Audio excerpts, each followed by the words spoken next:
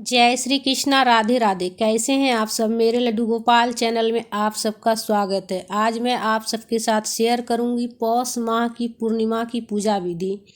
तो बिल्कुल सरल पूजा विधि मैं आप सबके साथ शेयर करने वाली हूँ। हिंदू धर्म में पूर्णिमा का बहुत ही ज़्यादा महत्व होता है फ्रेंड्स। बहुत से लोग इस दिन व्रत भी करते हैं और जो व्रत नहीं करते हैं वो भी पूजा कर सकते हैं। तो विशेष रूप से विष्णु भगवान जी की पूजा की जाती है और चंद्रमा का भी पूजा किया जाता है पूर्णिमा के दिन। तो देखिए, सबसे पहले पूजा की मैं चौकी लगा ली हूँ और पीले कपड़े का आसन दी हूँ और पुष्प का आसन देकर गणेश जी को विराजित की हूँ और विष्णु भगवान जी को।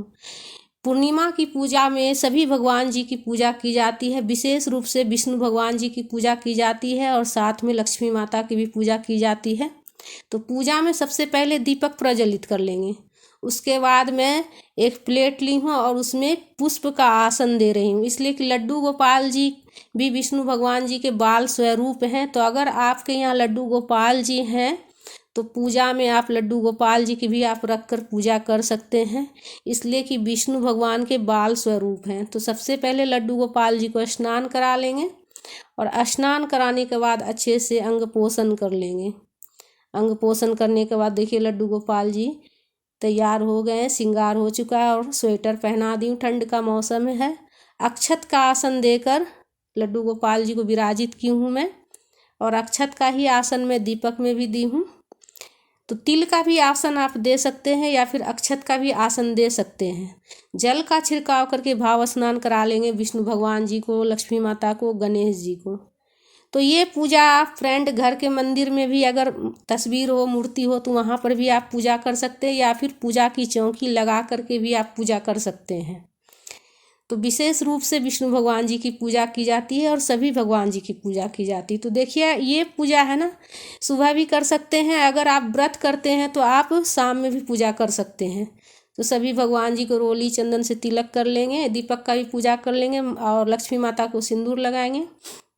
और एक कलश ली हूँ मैं, उसमें थोड़ा सा अक्षत डाल रही हूँ, उसमें गंगा जल मिला दी हूँ और जो है ना, उसमें एक पुष्प रखेंगे और थोड़ी सी रोली, ये जल हम रखेंगे। पूजा करने के बाद अगर आप दिन में पूजा कर रहे हैं तो आप सूर्य भगवान को जल दे दीजिएगा, या फिर अगर आप रात्रि में शाम में अगर आप पूजा करते हैं, व्रत करते हैं, तो रात्रि में आप चंद्रमा को इससे जल दे दीजिएगा। उसके बाद वस्त्र रूपी कलावा अर्पित करेंगे विष्णु भगवान जी को, लक्ष्मी माता को, गणेश जी को, सभी भगवान जी को वस्त्र रूपी कलावा अर्पित कर लेंगे, जनेऊ अर्पित करेंगे।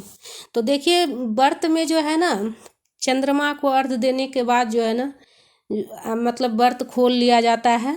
और बहुत से लोग फलाहार भी करते हैं और बहुत से लोग जैसे कि मतलब बिना लहसुन प्याज का सात्विक भोजन ग्रहण करते हैं। तो तुलसी का माला हो तो तुलसी के माला प्रभु को जरूर अर्पित कीजिएगा, नहीं हो तो कोई बात नहीं, तुलसी पत्ता आप उनके चरणों में अर्पित कर लीजिएगा। जो भी फूल हो वो चढ़ा लीजिएगा, जो भी फूल हो। देखिए, मैं हर वीडियो में बताती हूँ, जो भी कीजिए प्रेम भाव से कीजिए। प्रभु जो है ना, भगवान जो है ना, अपने भक्त के बस भाव देखते हैं कि किस भाव से हम उनकी पूजा कर रहे हैं, सेवा कर रहे हैं। अगर लाल फूल हो तो लक्ष्मी माता को अर्पित कर लीजिएगा, और नहीं हो तो कोई बात नहीं, जो भी फूल हो आप चढ़ा लीजिएगा। फल का भोग लगा लेंगे गणेश जी को। गणेश जी के भोग में तुलसी पत्ता नहीं देना है, और विष्णु भगवान जी को जो भोग लगाएंगे ना, उसमें तुलसी पत्ता देना है। तो भोग लगा लेंगे हम। और तिल से बना हुआ अगर कुछ हो तो उसका भोग लगा लीजिएगा, इसलिए कि पूष माह में तिल का बहुत ज़्यादा महत्व होता है। तो मैं तिल से बना हुआ रेवड़ी आता है ना, उसका भोग लगाई हूँ और कुछ फल काट के भोग लगाई हूँ। जैसा कि मैं बताई हूँ कि सरल विधि से मैं पूजा कर रही हूँ, मतलब पूजा करके आपको बतला रही हूँ। सरल एवं संपूर्ण मानी जाएगी इस पूजा को। उसके बाद पूजा में कुछ दक्षिणा जरूर रखिएगा, इसलिए कि दक्षिणा रखने से हमारी पूजा में कुछ भी जो कमी रहती है ना, उसकी पूर्ति हो जाती है। उसके बाद हाथ में पुष्प लेकर कथा की पुस्तक हो तो कथा पढ़ लीजिएगा, या फिर किसी से सुन लीजिएगा, या फिर फ़ोन में सुन लीजिएगा। कथा पढ़ने के बाद जो है ना, हाथ में जो पुष्प है वो प्रभु के चरणों में अर्पित कर देंगे। उसके बाद कपूर से आरती कर लेंगे, प्रेम पूर्वक आरती गाते हुए। तो इस तरह से शाम में भी पूजा कर सकते हैं, सुबह में भी आप पूजा कर सकते हैं। अगर आप व्रत करते हैं तो अधिकतर लोग जो है ना व्रत में शाम में पूजा करती है, तो आप शाम में भी कर सकते हैं। और शाम में चंद्रमा को अर्घ्य देने के बाद आप व्रत खोल सकते हैं, या फिर जैसी परंपरा आपके यहाँ हो। फल खाने का अगर परंपरा हो तो फल खा लीजिएगा, नहीं तो आप मीठा में भी कुछ खा सकते हैं, या फिर सात्विक भोजन बिना लहसुन प्याज का भी खा सकते हैं आप। तो अपनी परंपरा के अनुसार कीजिएगा, जैसे आपके यहाँ चलता हो तो उस अनुसार से आप कर लीजिएगा। तो फ्रेंड्स, हमारा ये वीडियो आप सबको कैसा लगा? अगर अच्छा लगा है तो लाइक ज़रूर कीजिएगा, और कमेंट में राधे राधे ज़रूर लिखिएगा। और जो जल है ना, वो आप अगर दिन में पूजा कीजिएगा तो सूर्य भगवान को जल चढ़ा दीजिएगा, और रात्रि में कीजिएगा तो चंद्रमा को जल चढ़ा दीजिएगा।